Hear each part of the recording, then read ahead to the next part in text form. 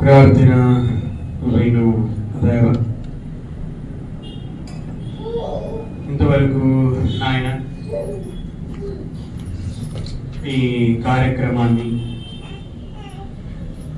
పరిశుద్ధాత్ముడి ద్వారా క్రమముగా మర్యాదగా మీరు నడిపించినందుకై మీకు స్తోత్రాలు చెల్లించుచున్నాను దేవ. సమయంలో మీ దాసుడునైన నేను మీ మాటలు చెప్పబోచుండగా నన్ను బలపరచు దేవ. నేను కూడా నేర్చుకోవడానికి సహాయమును చేయదేవ. ఇక్కడ ఉన్నటువంటి వారిని బట్టి మీకు స్తోత్రాలు. మీ మాటలు వినటకు వేగిరపడాలని చెప్పారు. మీ మాటలను జాగ్రత్తగా వినమని చెప్పారు. కాబట్టి నాయన ఇక్కడ కూర్చున్నటువంటి వారు మనస్సులను స్వాధీనంలో ఉంచుకొని జాగ్రత్తగా వినడానికి, మీ మాటలను గ్రహించడానికి, నడతలను శుద్ధి చేసుకోవడానికి సహాయం చేయి తండ్రి. అనేక సార్లు మీ మాటలు వింటున్నాం, కానీ నడతలను శుద్ధి చేసుకోవడం లేదు నాయన.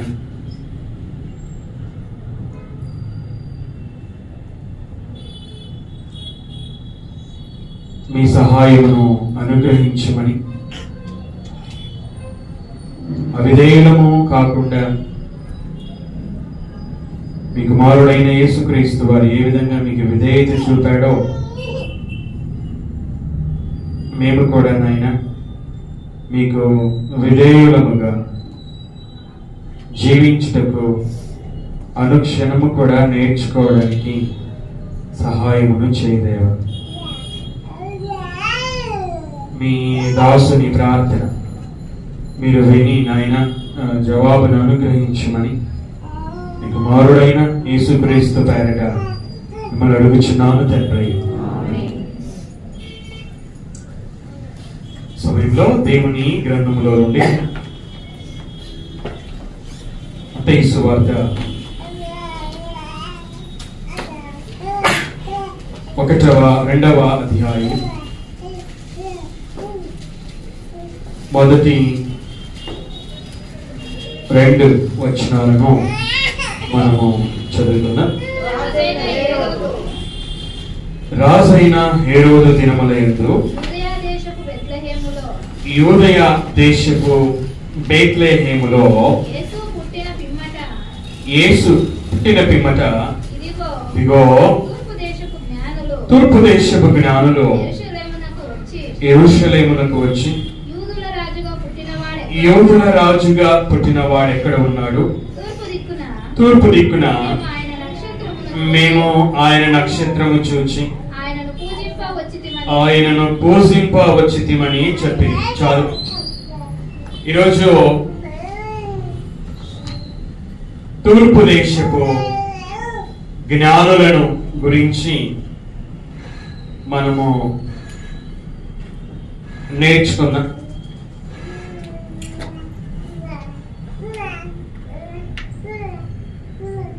వారు యెరూషలేమునకు వచ్చారు. ఎక్కడి నుంచి వచ్చారు? తూర్పు దేశము నుండి వచ్చారు. ఎవరి దినములలో వచ్చారు అంటే హేరోదు దినములలో వచ్చారు.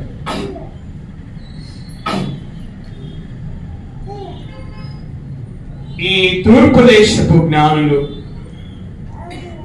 ఆ దేశం పేరేమిటో పరిశుద్ధాత్ముడు వ్రాయించలేదు. ఆ జ్ఞానులు ఎంతమందో వ్రాయించలేదు. ఆ జ్ఞానుల పేర్లు ఏమిటో వ్రాయించలేదు. పరిశుద్ధాత్ముడు మత్తయి గారిని ప్రేరేపించి తూర్పు దేశపు జ్ఞానులు అని మాత్రమే వ్రాయించాడు. జ్ఞానులు యెరూషలేమునకు వచ్చారు. ప్రాముఖ్యమైన ప్రశ్న ఏమిటి అంటే ఎందుకు యెరూషలేముకి వచ్చారు? మనము చదువుకున్నటువంటి 2వ వచనంలోనే వారు ఎందుకు వచ్చారో వ్రాయబడి ఉంది. యూదుల రాజుగా పుట్టినవాడు ఎక్కడ ఉన్నాడు? తూర్పు దిక్కున మేము ఆయన నక్షత్రము చూచి ఆయనను పూజింపవచ్చితిమని చెప్పి వారు వారి దేశము నుండి యెరూషలేమునకు ఎందుకు వచ్చారు అంటే వాక్యము మనకి చాలా స్పష్టంగా తెలియజేస్తుంది. ఏమని చెప్తుంది వాక్యము? యేసును పూజించడానికి వచ్చారు. యూదుల రాజు అయినటువంటి యేసును పూజించడానికి వచ్చారు. ఎక్కడి నుండి వచ్చారు వాళ్ళు? తూర్పు దేశం నుండి వచ్చారు. ఎక్కడికి వచ్చారు వాళ్ళు? యెరూషలేమునకు వచ్చారు. తూర్పు దేశం నుండి యెరూషలేమునకు ఎంత ప్రయాణము, ఎంత దూరం ఉంటుందో తెలియదు. తూర్పు దేశం నుండి యెరూషలేమునకు అంటే ఎంత దూరం ఉంది అని మనం ఇక్కడ ఈ 2వ అధ్యాయంలో చూడము.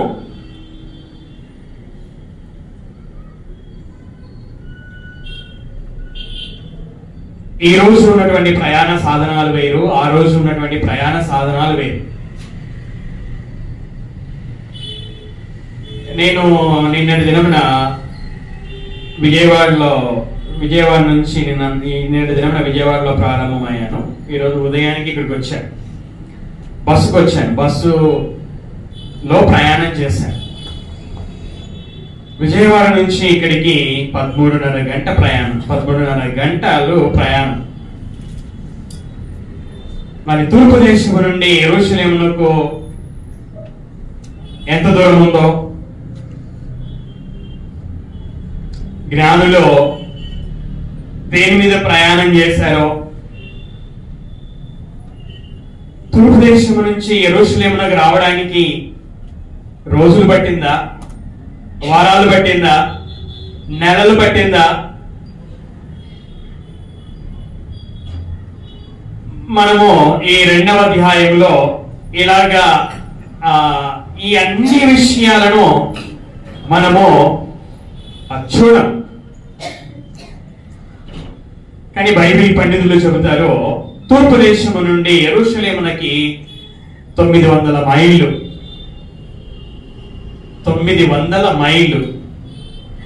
అది ఖచ్చితమో కాదో తెలియదు, కానీ 900 మైళ్ళు.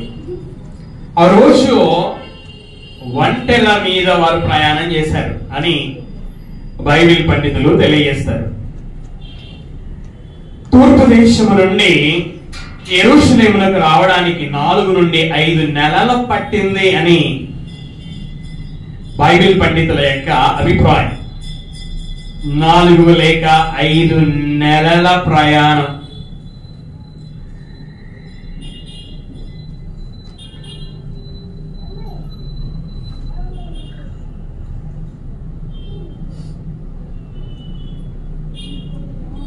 దీని యొక్క విలువ ఏంటో మనం అందరం కూడా గ్రహించాలి. తూర్పు దిక్కున నక్షత్రాన్ని చూశారు. నక్షత్రాన్ని చూసి యూదుల రాజు జన్మించాడు అని గ్రహించారు జ్ఞానులు. బైబిల్ వీరి గురించి ఏమని రాసింది? జ్ఞానులు అని రాసింది. నక్షత్రాలను గూర్చి జ్ఞానము కలిగినటువంటి వారు తూర్పు దిక్కున నక్షత్రాన్ని చూసి యూదుల రాజు పుట్టాడు అని మరి వారు ఎలా తెలుసుకున్నారో, పాత నిబంధనలో యూదాలో నుండి నక్షత్రము ఉదయించును అనే ఒక వచనము మనం ఎరుగుదము. ఇశ్రాయేలీయులు 10 గోత్రాల వారు అష్షూరు దేశానికి కొనిపోబడము, 2 గోత్రాల వారు బబులోనుకు కొనిపోబడము, ఇలాగా 12 గోత్రాల వారు అష్షూరుకు అలాగే బబులోనుకు కొనిపోబడము ద్వారా ఇశ్రాయేలీయులు మరి ఈ దేశాలలో ఉండడం ద్వారా ఇశ్రాయేలీయులకు పాత నిబంధనలోని వచనాలు వారికి తెలుసు కనుక ఈ విధంగా ఇశ్రాయేలీయుల ద్వారా ఇశ్రాయేలీయులు కానటువంటి ప్రజలు కూడా విన్నారు అని మనకు అర్థమవుతుంది. ఈ విధంగా జ్ఞానులు మరి తూర్పు దిక్కున నక్షత్రాన్ని చూసి యూదుల రాజు పుట్టాడు అని గ్రహించి వారి ప్రయాణాన్ని ప్రారంభము చేశారు. ఇక్కడ ఈ యొక్క జ్ఞానులు ఇశ్రాయేలీయులు కాదు. జ్ఞానులు అన్యులైనప్పటికీ యూదుల రాజును గురించినటువంటి జ్ఞానం కలిగినటువంటి వారు, యూదుల రాజు పుట్టాడు అని తెలుసుకున్న తర్వాత మరి వారు యూదుల రాజును చూడాలి, ఖచ్చితంగా చూడాలి అని వారి ప్రయాణాన్ని ప్రారంభము చేసి ప్రయాణానికి సిద్ధపడ్డారు. ఒకరోజు ప్రయాణం చేయాలి అంటేనే మనం సిద్ధపడాలి ప్రయాణానికి.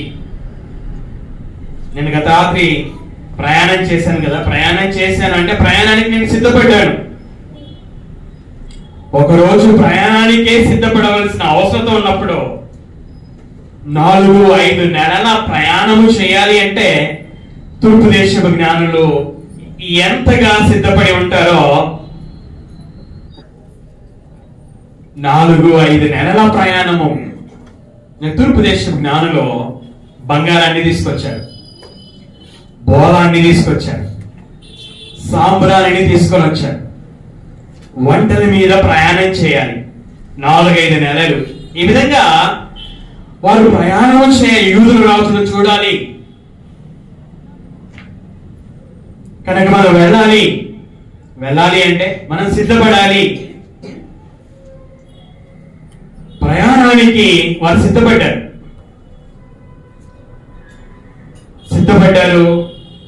నెలల ప్రయాణము చేసి ఎక్కడికి చేరుకోవాలో అక్కడికి చేరుకున్నారు. జ్ఞానుల ద్వారా మనం నేర్చుకోవాల్సినది ఏమిటి అనగా, మనం కూడా ఈరోజు ఆదివారం, అందరూ వినాలి, ఈరోజు ఆదివారం, శనివారమే మనం సిద్ధపడాలి.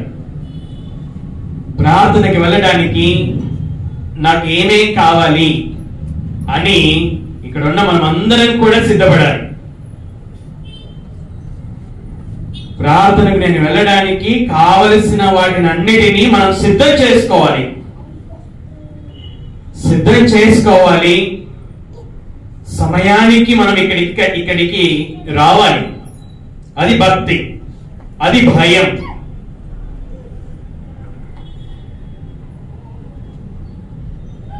మన పిల్లల్ని స్కూల్కి సమయానికి పంపించాలి, మనం కాలేజీకి సమయానికి వెళ్ళాలి, మనం పనులకి సమయానికి వెళ్ళాలి, ప్రార్థనకి కూడా సమయానికి రావాలి. ఇది క్రమశిక్షణతో కూడిన జీవితం. సిద్ధపాటు. ఆదివారం ప్రార్థనకి వెళ్ళాలి అంటే సిద్ధపడాలి.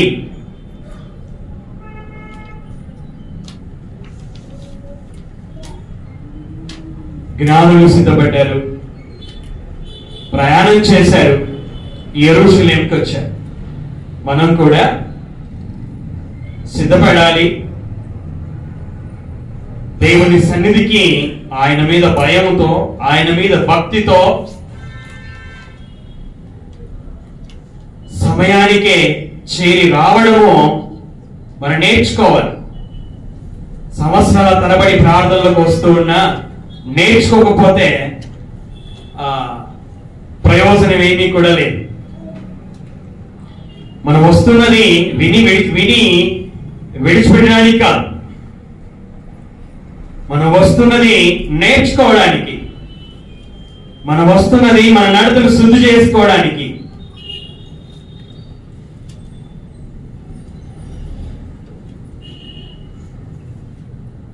సిద్ధపడము. ఇశ్రాయేలీయులు పాత నిబంధనలో విశ్రాంతి దినము కొరకు సిద్ధపడేవారు. జ్ఞానులు మాత్రమే కాదు, ఇశ్రాయేలీయులందరూ కూడా విశ్రాంతి దినము శనివారము కనుక ఈ రోజే శుక్రవారం రోజు సిద్ధపడాలి. అందుకే బైబిల్లో మనకి సిద్ధపరచు దినము అని మనం చూస్తాం. సిద్ధపాటు చాలా అవసరం. జ్ఞానులు సిద్ధపడ్డారు, ప్రయాణం చేశారు, యెరూషలేమునకు వచ్చారు. అంటే వీరి యొక్క పట్టుదల చూడండి, జ్ఞానుల యొక్క పట్టుదల. యూదుల రాజు పుట్టాడని మాత్రమే తెలుసు. యూదులకు రాజు కదా, కనుక యూదా దేశంలో పుట్టి ఉంటాడు. రాజు కదా, ఎక్కడ పుట్టి ఉంటాడు? రాజధానిలో పుట్టి ఉంటాడు. రాజధాని ఏంటి? యూదా దేశానికి రాజధాని ఏంటి? యెరూషలేం. యెరూషలేములో రాజు భవనం ఉంటుంది. రాజభవనంలో పుట్టి ఉంటాడు అని వారు జ్ఞానులు వారి దేశం నుండి యెరూషలేమునకు ప్రయాణమే వచ్చారు. జ్ఞానులకి యూదుల రాజు పుట్టాడని మాత్రమే తెలుసు, కానీ యూదుల రాజు మరి ఆ రాజభవనంలో పుట్టింటాడని అనే ఆలోచనతో అక్కడికి వచ్చారు. కానీ మనందరికీ తెలుసు, యేసుక్రీస్తు వారు రాజభవనంలో పుట్టలేదు. అంటే వారికి ప్రత్యేకంగా ఆయన పుట్టిన ఆ స్థలం తెలియకపోయినప్పటికీ రాజు కనుక ఆయన ఇక్కడ పుట్టి ఉంటాడు అని వారు ప్రయాణాన్ని ప్రారంభము చేసి వచ్చినట్లుగా మనం చూస్తాం. సాకులు చెప్పలేదు. మనకు ఖచ్చితంగా తెలియదు, ఆయన పుట్టిన స్థలం ఏంటో ఖచ్చితంగా తెలియదు, ఏం వెళ్తాంలే అని సాకులు చెప్పి అక్కడే ఉన్నట్లుగా మనం చూడం. రాజు రాజభవనంలో పుట్టి ఉంటాడు అని ఖచ్చితంగా తెలియకపోయినా వారు సిద్ధపడి ప్రయాణం చేసి అక్కడి నుంచి యెరూషలేమునకు వచ్చినట్లుగా మనం చూస్తాం. వారు యెరూషలేమునకు ప్రయాణం చేశారు అంటే వారిలో ఉన్నటువంటి ఆ పట్టుదల చూడండి. 4-5 నెలల ప్రయాణం అంటే ఇదేదో సులువైనటువంటి ప్రయాణం కాదు కదా. ప్రయాణం కష్టముతో కూడుకున్నప్పటికీ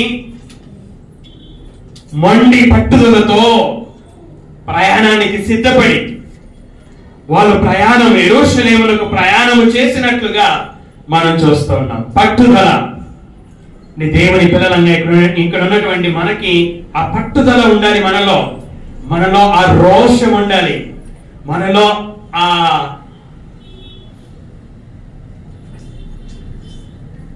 దేవుని పిల్లలంగా మనలో ఖచ్చితంగా ఈ లక్షణాలు అనేవి ఖచ్చితంగా ఉండాలి. జ్ఞానులు పట్టుదల కలిగినటువంటి వారు అన్నటువంటి విషయాన్ని మనము నేర్చుకున్నాం. అదేవిధంగా 2వ అధ్యాయము 9వ వచనాన్ని మనం చదువుకున్నాం. వారు రాజు మాట విని బయలుదేరిపోవచ్చుండగా ఇదిగో తూర్పు దేశమున వారు చూచిన నక్షత్రము ఆ శిశువు ఉండిన చోటికి మీదుగా వచ్చి నిలుచు వరకు వారికి ముందుగా నడిచాను. మొదటిది పట్టుదల కలిగినటువంటి జ్ఞానులు, రెండవది నక్షత్రము చేత నడిపించబడినటువంటి జ్ఞానులు. తూర్పు దిక్కున నక్షత్రాన్ని చూసే యూదుల రాజు పుట్టాడని గ్రహించే ప్రయాణానికి సిద్ధపడి ప్రయాణాన్ని ప్రారంభం చేసి యెరూషలేమునకు వచ్చారు. రెండవది నక్షత్రము చేత నడిపించబడినటువంటి జ్ఞానులు యెరూషలేమునకు వచ్చారు. ప్రశ్నించారు, యూదుల రాజుగా పుట్టినవాడు ఎక్కడ ఉన్నాడు? తూర్పు దిక్కున మేము ఆయన నక్షత్రమును చూచి ఆయనను పూజింప వచ్చిందని చెప్పారు. హేరోదు ఈ సంగతి విన్నప్పుడు అదేవిధంగా అతనితో కూడా ఉన్నటువంటి వారందరూ కూడా కలవరపడ్డారు. ఎందుకు కలవరపడ్డాడంటే ఈ హేరోదు ఇశ్రాయేలీయుడు కాదు. హేరోదు ఏశావు సంతతికి చెందినటువంటి వాడు, ఎదోమీయుడు కనుక చట్టపరంగా ఇతడు రాజు కాదు, ఇశ్రాయేలీయుడు కాదు కనుక చట్టపరమైనటువంటి రాజు కాదు, యూదులను పరిపాలించడానికి చట్టపరమైన రాజు కాదు. కానీ రోమా చక్రవర్తి ఈ హేరోదు గారిని రాజుగా నియమించడం చేత రాజుగా పరిపాలన చేస్తా ఉన్నాడు. కానీ యూదా గోత్రంలో పుట్టినటువంటి వాడు కాడు. ఇప్పుడు ఎవరు పుట్టారు? ఇప్పుడు యూదా గోత్రంలో నుండి నిజమైనటువంటి రాజు పుట్టాడు. మనకి ఎప్పుడైతే హేరోదు విన్నాడో అతనితో కూడా ఉన్నటువంటి వారందరూ కూడా కలవరపడ్డారు. ఎందుకంటే హేరోదుకు తెలుసు రాజు పుట్టాడంటే రాజుగా నేను ఇక ఉండలేను. ఎప్పుడైతే జ్ఞానుల చేత యూదుల రాజు పుట్టాడు అని విన్న వెంటనే అతని మనసు క్రీస్తు మీదకి పోయింది. అందుకే ప్రజలలో ఉండే ప్రధాన యాజకులను పిలిపించాడు, శాస్త్రులను పిలిపించాడు, క్రీస్తు ఎక్కడ పుట్టును అని వారిని అడిగాడు. వారి దగ్గర ఉన్నటువంటి పాత నిబంధనలోని పుస్తకాలను చూసి, రాజా మీకా పాత నిబంధనలో మీకా పుస్తకం ఉంది, ఆ మీకా పుస్తకంలో ప్రవక్త అయినటువంటి మీకా గారు 5వ అధ్యాయం 2వ వచనంలో రాశాడు, యూదా దేశంలోని బెత్లెహేములో ఈ యొక్క రక్షకుడు పుడతాడని రాశాడు. కనుక క్రీస్తు బెత్లెహేములో పుట్టాడని చెప్పినప్పుడు హేరోదు రాజు గారు ఈ జ్ఞానులను రహస్యంగా పిలిపించి వారితో చెప్పినటువంటి మాటలో నక్షత్రం కనబడిన కాలము వారి చేత పరిష్కారముగా తెలుసుకొని మీరు వెళ్ళి ఆ శిష్యు విషయమై జాగ్రత్తగా విచారించి తెలుసుకొనగానే నేను వచ్చి ఆయనను పూజించినట్లు నాకు వర్తమానము తండ్రి చెప్పి వారిని బెత్లెహేమునకు పంపెను. ఇప్పుడు జ్ఞానులకు తెలిసింది యేసుక్రీస్తు యూదుల రాజు బెత్లెహేములో పుట్టాడు అని. కనుక ఇప్పుడు యెరూషలేము నుండి జ్ఞానులు బెత్లెహేముకు ప్రయాణం అయ్యారు. నక్షత్రాన్ని చూసి వారి ప్రయాణాన్ని ప్రారంభం చేశారు. యెరూషలేముకు వచ్చారు. ఇప్పుడు యెరూషలేము నుంచి బెత్లెహేముకు వెళ్ళాలి. యూదుల రాజు అక్కడ పుట్టాడు కనుక బెత్లెహేముకి వెళ్ళి యూదుల రాజును చూడాలి. బెత్లెహేము గ్రామం, అది ఎన్నో ఇల్లులు ఉన్నాయి. మరి బెత్లెహేములో ఉన్నటువంటి అన్ని ఇళ్లలో ఏ ఇంట్లో పుట్టాడు, ఏ ఇంట్లో యూదుల రాజు ఉన్నాడు అది కూడా వారికి తెలియదు. ఏం వెళ్తాం, ఏ ఇంట్లో గ్రామంలో ఏ ఇంట్లో ఉన్నాడో మనకు తెలియదు కదా. కనుక ఏం వెళ్దాంలే ఇక తిరిగి వెళ్దామనే ఆ సాకు వారు చెప్పలేదు. ఎన్నో నెలలు ప్రయాణం చేసి వచ్చారు కదా. ఎన్నో నెలలు ప్రయాణం చేసి వచ్చినటువంటి వారు పట్టు వదలక యెరూషలేము నుండి బెత్లెహేముకు ప్రయాణం చేశారు. యెరూషలేము నుండి బెత్లెహేముకి దగ్గర 9 కిలోమీటర్లు, 8 లేక 9 కిలోమీటర్లు. ఈ యెరూషలేము నుండి బెత్లెహేముకి ప్రయాణం చేస్తున్న సమయంలో వారు తూర్పు దిక్కున వారు చూస్తున్నటువంటి నక్షత్రమే వారిని నడిపించడం ప్రారంభం చేసింది. ఇక్కడ తూర్పు దేశపు జ్ఞానులు చూడండి, ఆ నక్షత్రము వారిని నడిపిస్తూ ఉన్నప్పుడు ఆ యొక్క నక్షత్రము మరి దేవుని చేతనే నడిపించబడుతుంది, మమ్మల్ని నడిపిస్తుంది అని ఎరిగినటువంటి జ్ఞానులు ఆ నక్షత్రమేందు విశ్వాసం ఉంచి ఆ నక్షత్రమును వెంబడించినట్లుగా మనం చూస్తాం. పాత నిబంధనలో ఇశ్రాయేలీయులు ఐగుప్తు దేశంలో ఆ యొక్క విడిపించబడిన తర్వాత వారు దేవుడు వాగ్దానం చేసినటువంటి పాలు తేనెలు ప్రవహించే దేశానికి ప్రయాణం చేస్తూ ఉన్న సమయంలో మేఘస్తంభము పగటి వేళ మేఘస్తంభం ఇశ్రాయేలీయులను నడిపించింది. మేఘస్తంభం ఆగితే వారు ఆగాలి, మేఘస్తంభము కదిలితే వారు కదలాలి. ఇశ్రాయేలీయులని పగలు మేఘస్తంభము నడిపించింది, రాత్రి అగ్నిస్తంభము నడిపించింది. అలాగే ఈ జ్ఞానులను నక్షత్రము నడిపించినట్లుగా మనం చూస్తాం. యెరూషలేము నుండి బెత్లెహేముకి జ్ఞానులని నడిపించినట్లుగా ఆ నక్షత్రము నడిపిస్తూ ఉన్నప్పుడు ఈ జ్ఞానులు కూడా ఆ నక్షత్రాన్ని చూసి ఆ యొక్క నక్షత్రపు నడిపింపునకు లోబడి అది దానిని అనుసరించినట్లుగా మనం చూడగలం. యేసుక్రీస్తు వారు ఏ ఇంటిలో అయితే ఉన్నారో ఆ యొక్క ఇంటి మీదికి వచ్చేంత వరకు కూడా నక్షత్రం వారిని నడిపించినట్లుగా మనం చూస్తాం. నక్షత్రము చేత నడిపించబడినటువంటి జ్ఞానులు, నక్షత్రాన్ని చూసి యూదుల రాజు పుట్టాడని తెలుసుకున్నటువంటి జ్ఞానులు, నక్షత్రము యొక్క నడిపింపును గ్రహించి యెరూషలేము నుండి బేత్లెహేముకు రావడానికి నక్షత్రము నడిపిస్తున్నప్పుడు అది మనను నడిపిస్తుందని గ్రహించి లోబడినటువంటి వారు జ్ఞానులు. అవిధేయులు కాదు. నక్షత్రము నడిపిస్తున్నప్పుడు అవిధేయత చూపించినటువంటి వారు కాదు జ్ఞానులు, విధేయత చూపించినటువంటి వారు. జీవితంలో విధేయత అనేది చాలా చాలా ప్రాముఖ్యం. నక్షత్రము చేత నడిపించబడినటువంటి వారు ఆ విధేయత చూపినందుకే వారు చేరవలసినటువంటి ఆ ఇంటికి చేరుకున్నారు. చూడండి 9వ వచనంలో వారు రాజు మాట విని బయలుదేరి పోవుచుండగా ఇదిగో తూర్పు దేశమున వారు చూచిన నక్షత్రము ఆ శిశువు వండిన చోటికి మీదుగా వచ్చి నిలిచి వరకు వారికి ముందుగా నడిచెను. 10వ వచనం వారు ఆ నక్షత్రమును చూచి అత్యానందభరితులై, దేవునికి స్తోత్రం, అత్యానందభరితులై అని ఆనందము అని రాయబడలేదు, అక్కడ అత్యానందము అని రాయబడి ఉంది. అంటే వీరి జ్ఞానులకు అత్యానందము రావడానికి గల కారణం ఏంటంటే వారి విధేయతనే. నక్షత్రము నడిపిస్తున్నప్పుడు ఆ నడిపింపును అనుసరించడం ద్వారానే ఆ ఇంటికి చేరుకున్నారు. ఆ నడిపింపును అనుసరించడం ద్వారానే అత్యానంద భరితులయ్యారు. ఒకవేళ ఈ నక్షత్రం మనల్ని యేసు దగ్గరికి నడిపిస్తుందో నడిపించదో అనే ఆ సందేహం వారికి ఉన్నట్లయితే, ఈ నక్షత్రాన్ని ఏంటి మనము అనుసరించేది అని అవిధేయత చూపించినట్లయితే వారు చేరవలసిన ఇంటికి చేరేవారు కాదు, వారికి అత్యానందము ఉండేది కాదు.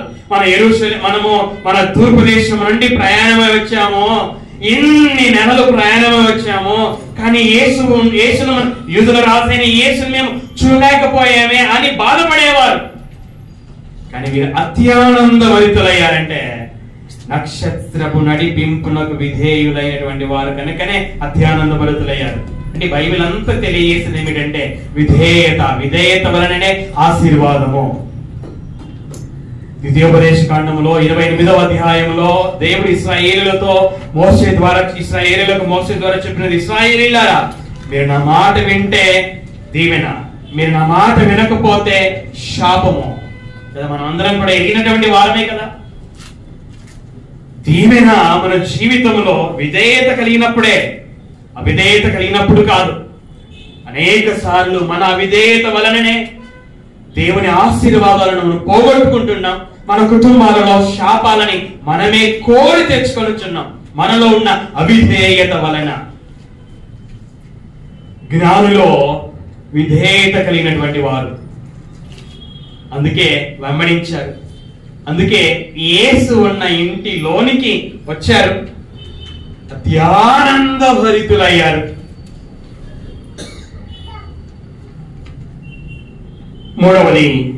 మూడవ జ్ఞానుల వలన మనం మూడవ విషయాన్ని నేర్చుకున్నాం. 10వ వచనాన్ని 11వ వచనాన్ని మనం చదువుకుందాం. వారు ఆ నక్షత్రమును చూచి అత్యానందభరితులై ఇంటిలోనికి వచ్చి తల్లి అయిన మరియను ఆ శిశువును చూచి సాగిలపడి ఆయనను పూజించి తమ పెట్టెలు విప్పి బంగారమును సామ్రాణిని భోళమును కానుకలుగా ఆయనకు సమర్పించిరి. ఇక్కడ మూడవది, ఆయనకు యేసుక్రీస్తుకు సాగిలపడి ఆయనను పూజించినటువంటి జ్ఞానుడు ఇంటిలోనికి వచ్చి, జ్ఞానులు ఎక్కడికి వచ్చారట? ఇంటిలోనికి వచ్చారు.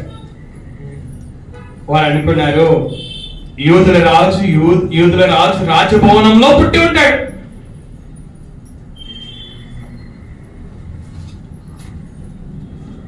అనుకుని వారు యెరూషలేముకి వచ్చారు కదా. కానీ ఇప్పుడు యేసుక్రీస్తు వారు ఎక్కడున్నారు? ఇంటిలో ఉన్నాడు. ఏంటి? యూదుల రాజు రాజభవనంలో కదా ఉండాల్సిందే. మరి ఇప్పుడు ఆయన ఇంటిలో ఉన్నప్పుడు ఇంట్లో ఉండడాన్ని చూసి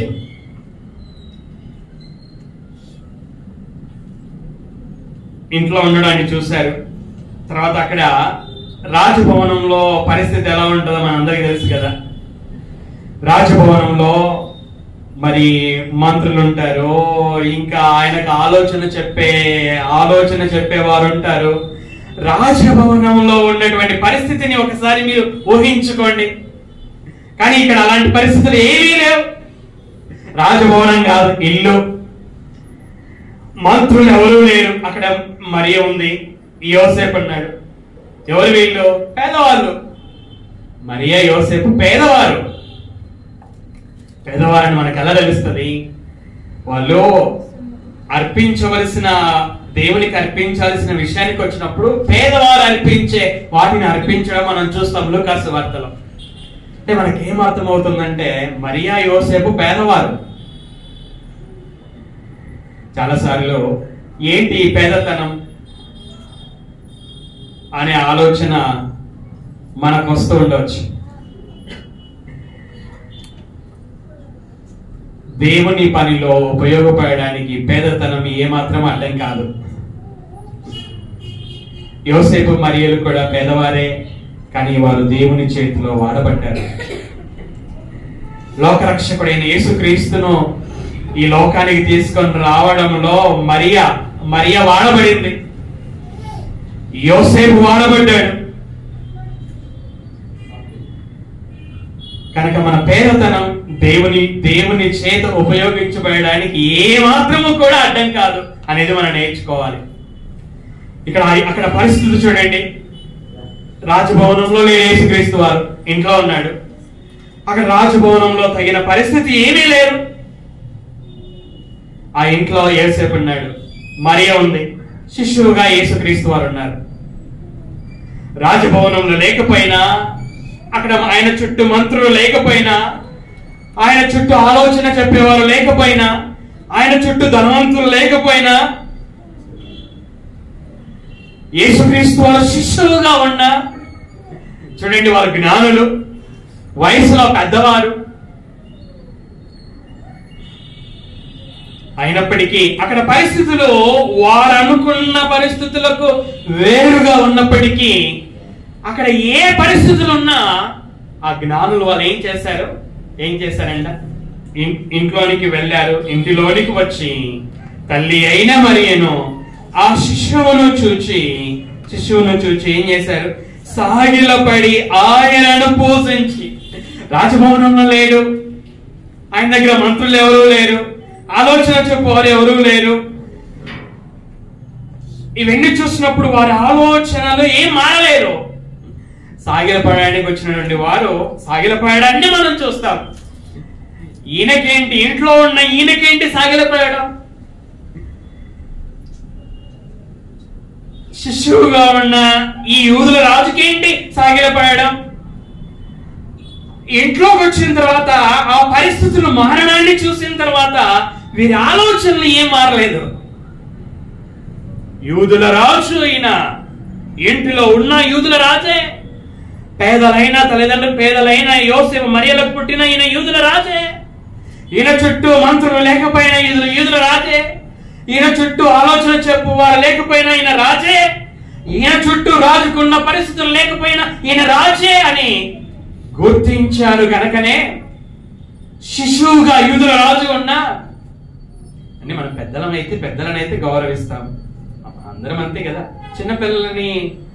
చిన్నపిల్లలకి ఇచ్చే గౌరవం పెద్దలకి ఇచ్చే గౌరవంలో తేడా ఉంటుంది కదా. ఇక్కడ యేసుక్రీస్తు వారు శిశువుగా ఉన్నాడు. 2 సంవత్సరాల లోపు వయసు అంతే. కానీ వీరు చూడండి ఏం చేశారు? వీళ్ళు సాగిలపడ్డారు. ఎవరికి సాగిలపడ్డారు? మరియకు కాదు.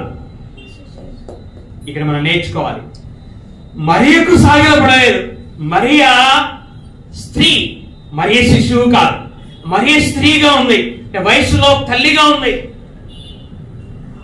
యోసేపు కూడా తండ్రిగా ఉన్నాడు. యూదుల రాజైన యేసు శిష్యువుగా ఉన్నాడు. జ్ఞానులో మరియకు సాగిలపడలేదు, యోసేపుకు సాగిలపడలేదు. మరియను పూజించలేదు, యోసేపును పూజించలేదు. ఇది మనం అందరం నేర్చుకోవాలి. ఇది మనందరికీ తెలియాలి. ఎందుకంటే చాలా మందికి ఈ జ్ఞానం లేకనే ఒక మరియ బొమ్మ ఉంటే అక్కడికి వెళ్ళి మోకరించి అక్కడ సాగిలపడడం, అక్కడ పూజించడం కొంతమంది చేస్తా ఉన్నారు. కానీ బైబిల్ మనకు అలాగా చెప్పడం లేదు. జ్ఞానులో వయసులో పెద్దదైనటువంటి తల్లికి సాగిలపడలేదు, తల్లిని పూజించలేదు. ఎవరికి సాగిలపడ్డారు? ఏ శిశువుకి సాగిలపడ్డారు, శిశువుని పూజించారు. ఇక్కడ ఉన్నటువంటి మీరు వాక్యం చెప్తున్న నాకు కాదు సాగిలపడాల్సిందే, నన్ను కాదు పూజించాల్సిందే. వాక్యం చెప్పడానికి ఈ అవకాశం ఇచ్చిన దేవునికి సాగిలపడాలి, ఆయనను పూజించాలి. అలాగే లోకరక్షకుడైన యేసుక్రీస్తును రావడానికి ఇప్పుడు దేవుడు నన్ను ఏ విధంగా ఒక సాధనంగా ఉపయోగించుకొచ్చు ఉన్నాడో, అలాగే మరియను కూడా తన కుమారుడైన యేసుక్రీస్తును ఈ లోకానికి పంపించడంలో ఒక సాధనంగా ఉపయోగించుకున్నాడు. కనుక మరియను కాదు మనం పూజించాల్సిందే, మరియను సాధనంగా ఉపయోగించుకున్న దేవునికి మనం సాగిలపడాలి, ఆయనను మనం పూజించాలి. జ్ఞానులో యూదుల రాజుకు సాగిలపడినటువంటి, ఆయనను పూజించినటువంటి జ్ఞానులు పరిస్థితులు ఏ విధంగా ఉన్నా జ్ఞానులో తమ విశ్వాసాన్ని మార్చుకోకుండా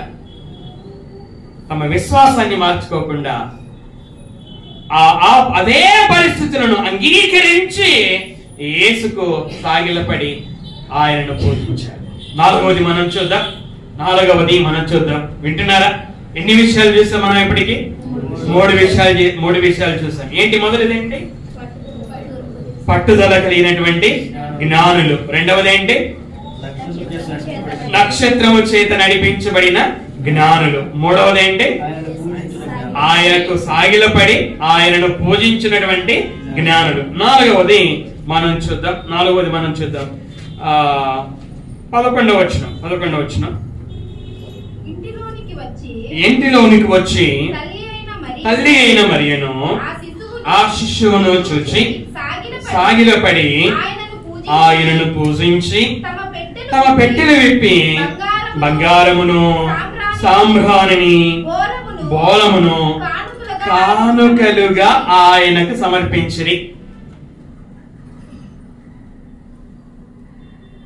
జ్ఞానులు వీరి నుంచి మనం నేర్చుకోవాల్సిన 4వ విషయం ఏమిటంటే విలువైన కానుకలను సమర్పించినటువంటి వారు. పుట్టింది ఎవరు? యూదుల రాజు పుట్టాడు. మంత్రి కాదు పుట్టింది, రాజు పుట్టాడు. రాజుల రాజు పుట్టాడు. ప్రభువుల ప్రభువు పుట్టాడు. దేవుని కుమారుడు పుట్టాడు.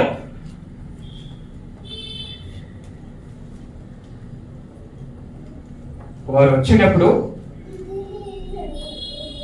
వారు సిద్ధపడే వచ్చారు. యూదుల రాజు పుట్టాడు.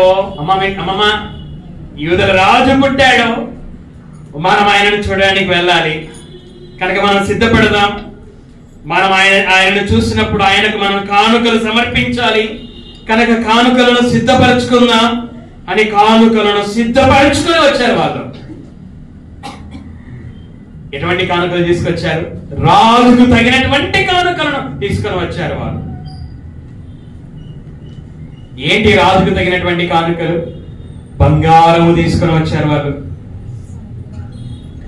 సాంబ్రాణిని తీసుకొని వచ్చారు వారు, బోళమును తీసుకొని వచ్చారు వారు. ఇవన్నీ కూడా విలువైనటువంటి కానుకలు. ఇవి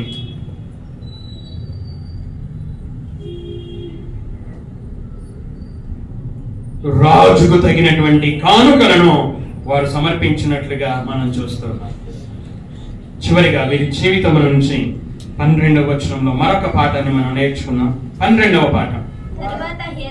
తర్వాత హేరోదునొద్దకు వెళ్ళవద్దని స్వప్నమందు దేవుని చేత బోధింపబడిన వారై వారు మరి యొక్క మార్గమున తమ దేశమునకు తిరిగి వెళ్ళిరి. దేవుని చేత బోధింపబడినటువంటి వారు. ఐదవ విషయము దేవుని చేత బోధింపబడినటువంటి వారు. హేరోదు రాజు ఏమని చెప్పాడు? స్టీవెన్, హేరోదు రాజు జ్ఞానులకు ఏమని చెప్పాడు? మీరు బెత్లెహేంకి వెళ్ళండి,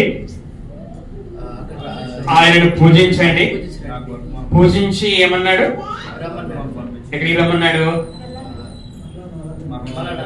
మరలా నా దగ్గరికి రమ్మన్నాడు. హేరోదు రాజు బెత్లెహేంకి వెళ్ళండి, యూదుల రాజును కనుగొనండి, ఆయనను చూసిన తర్వాత ఆయనకు సాగిలపడండి, ఆయనను పూజించండి. పూజించిన తర్వాత మరలా నాకు వర్తమానము తీసుకొని రండి, నేను కూడా వెళ్ళి ఆయనను పూజిస్తా అన్నాడు. అది అవాస్తవము. శిష్యువైన యేసును చంపాలి అని ఆలోచన కలిగిన వాడు. అందుకే ఈ జ్ఞానులను తిరిగి నా దగ్గరికి రమ్మన్నాడు. ఇక్కడ జ్ఞానులో హేరోదు రాజు మాట విన్నారు కనుక వీరు రాజు చెప్పినట్లుగానే యేసుకు కానుకలు అర్పించిన తర్వాత తిరిగి హేరోదు రాజు దగ్గరికి వెళ్ళబోతూ ఉన్నారు. అంటే వీరు జ్ఞానులో రాజుకు కూడా లోబడినటువంటి వారు, విధేయులు. ఇంతవరకు మనం జ్ఞాపకం చేసుకున్నాం కదా, విధేయులు. బైబిల్ చెప్తుంది అధికారానికి లోబడాలి అని, రాజులకు లోబడాలి అని. ప్రభుత్వం వారు నియమించే ప్రతి కట్టడ అది వాక్యానికి వ్యతిరేకం కానంత వరకు లోబడాలి అనే బైబిల్ చెప్తుంది. కనుక ఈ జ్ఞానులో రాజుకు కూడా లోబడ్డారు.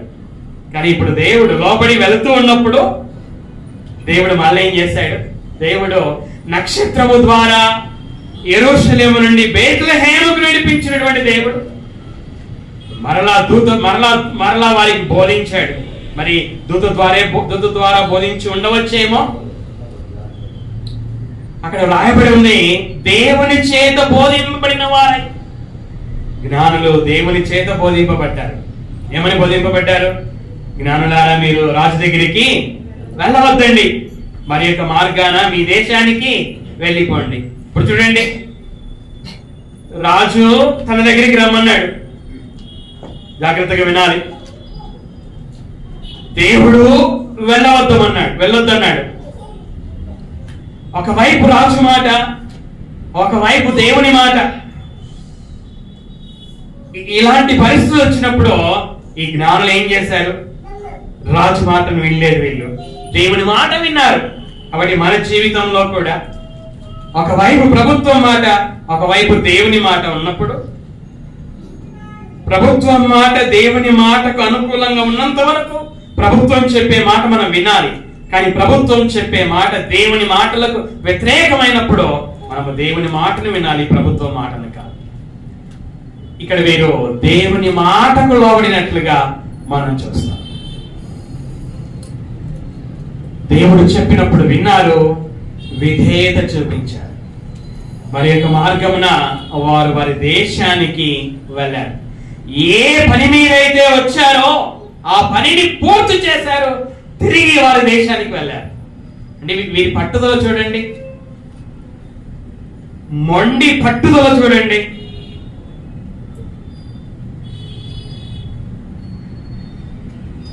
ఆటంకాలు ఉన్నప్పటికీ, ఆటంకాలు ఉండవా? 4-5 నెలల ప్రయాణంలో ఆటంకాలు ఉండవా? ఈ రోజు లాంటి ప్రయాణాలు కాదు కదండి ఆ రోజులలో. ఈ రోజులలో ఉన్న ప్రయాణ సాధనాలు లేవు కదా ఆ రోజులలో. ఎడారులలో ప్రయాణించాలి వంట.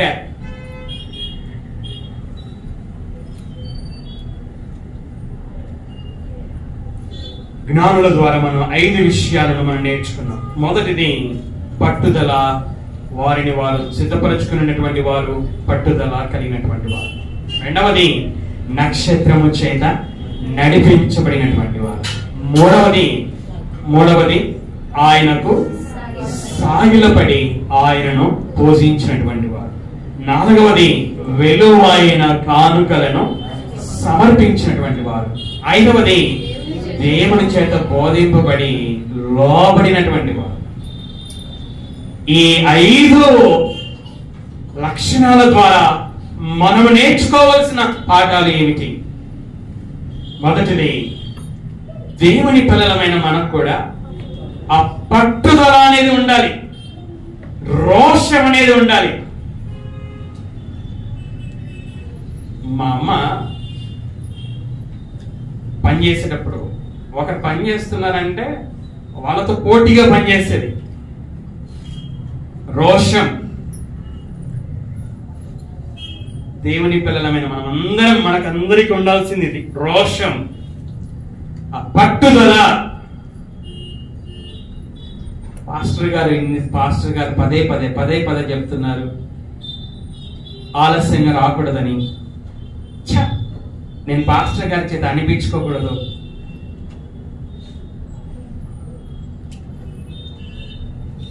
ఆ రోషము రావాలి.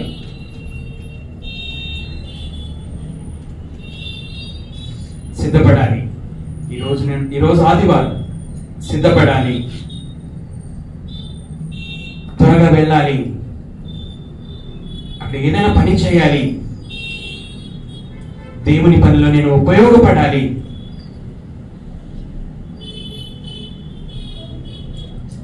ఆ సిద్ధపాటు, ఆ పట్టుదల మనలో మనం నేర్చుకోవాలి. ఇక్కడున్న మనం అందరం కూడా నేర్చుకోవాలి. రెండవది, నక్షత్రము చేత నడిపించబడినటువంటి వారు. దేవునికి స్తోత్రం. పరిశుద్ధాత్ముడు మనలో ఉన్నాడు, పరిశుద్ధాత్ముడు మనం నడిపిస్తున్నాడు. ఆ నడిపింపును మనం గ్రహిద్దాం, నడిపింపును లోబడదాం. మనం కూడా అతి ఆనంద భరితులం అవుతాం. నడిపింపునకు లోపడకపోతే ఆ ధ్యానందాన్ని మనం కోల్పోతాం. రెండవది, పరిశుద్ధాత్ముడి ద్వారా మనం నడిపించబడతాం. మూడవది, ఆయనకు సాగిలపడ్డారు, ఆయన పూజించారు. దేవుడిని మనం ఆత్మతోనూ సత్యముతోనూ పూజింపవలసినటువంటి వారమై ఉన్నాం. నాలుగవది ఏం నేర్చుకున్నాం మనం?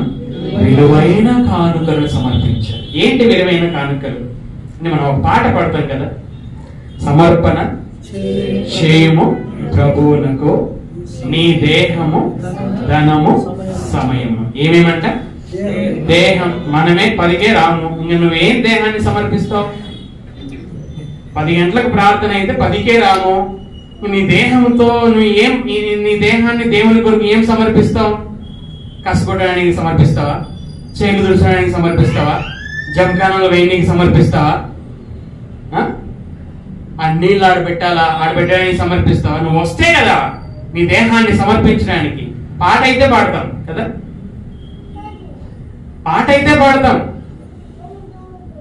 నీ దేహమును సమయానికి సమయాన్ని ఏం సమర్పిస్తాం? దయచేసి మనం నేర్చుకున్నాం.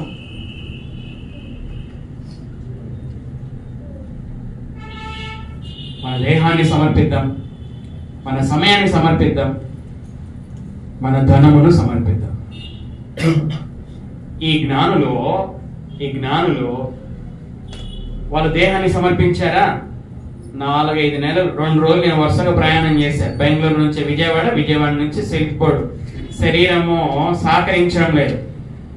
2 రోజులు వరుసగా ప్రయాణం చేయడం ద్వారా వారు 4-5 నెలలు వాళ్ళు ప్రయాణం చేశారంటే వాళ్ళకేమి ఇబ్బందులు ఉండవా? జ్ఞానులకి కదా, ఖచ్చితంగా వారి దేహాన్ని సమర్పించారు. వారి సమయాన్ని 4-5 నెలలు ప్రయాణం చేశారంటే వారి సమయాన్ని వారు దేవునికి సమర్పించారా లేదా? సమర్పించారు కదా. వారి ధనాన్ని కూడా సమర్పించారు. బంగారం తీసుకొచ్చారు, బోరాలను తీసుకొచ్చారు, సాంబ్రాణిని తీసుకొచ్చారు, విలువైన కానుకలను తీసుకొచ్చారు. అంటే వారి ధనాన్ని కూడా సమర్పించారండి. చెప్పడము చాలా సులువు, నేను చెప్పడం. కానీ నేను చెప్పాలని చెప్పడం కన్నా చెప్పిన దాన్ని చేసి చూపించాలని దేవుడు కోరుకుంటున్నాడు. మీరు వినడం చాలా సులువు, కానీ వినడాన్ని మీరు వినివారు మాత్రమే ఉంటే దేవుడు సంతోషపడాడు. విన్నదానిని మీ జీవితంలో ఆచరించినప్పుడే దేవుని సంతోషం. ప్రసంగాలు చేయడం చాలా సులువు, కానీ దేవుడు కోరుకుంటున్నాడు అది కాదు. ప్రసంగం చేసినట్టు నడుచుకోవడం. 2 రోజులు ప్రయాణం చేసే రాత్రి పగళ్ళు రెస్ట్ తీసుకోవచ్చు. నేను కానీ నేనేం ఆలస్యంగా రాలేదే, మీకంటే ముందే ఉన్నాను 10 లోపల. ఏ రోజైనా చూసారా నేను ఆలస్యంగా రావడం?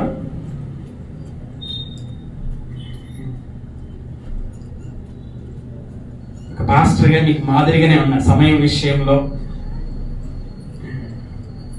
కాబట్టి వారు విలువైనటువంటి కానుకలను సమర్పించారు. మనం కూడా మన సమయాన్ని, మన ధనాన్ని, మన దేహాన్ని ఆయనకు మనం సమర్పిద్దాం.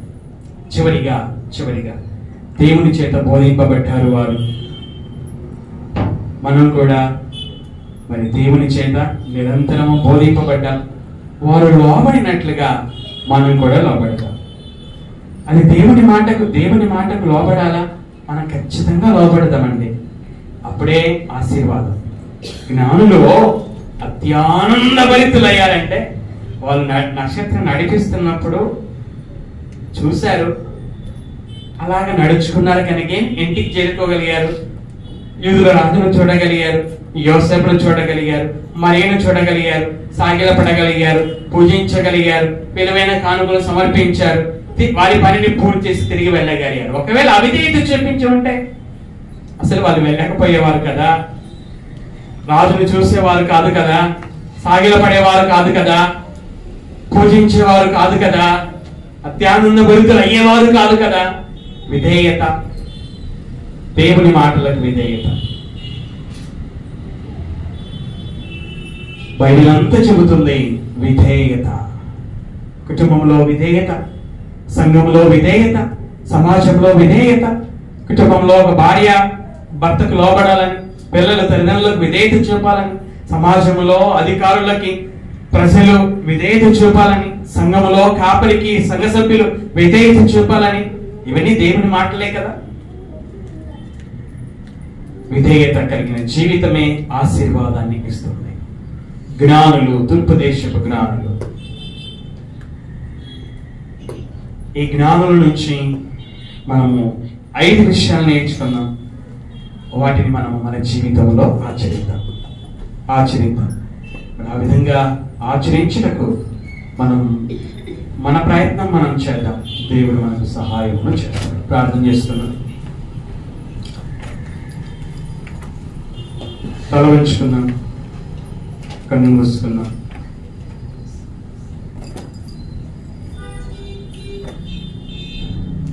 ప్రార్థన చేసుకుందాం.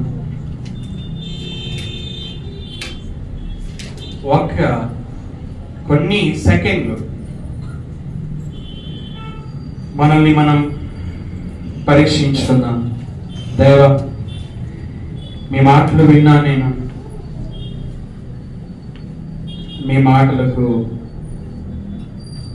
విధేయత చూపుటకు సహాయం చేయమని హృదయపూర్వకంగా దేవునికి ప్రార్థన చేద్దాం. ఆయన మనకు సహాయం చేస్తాడు.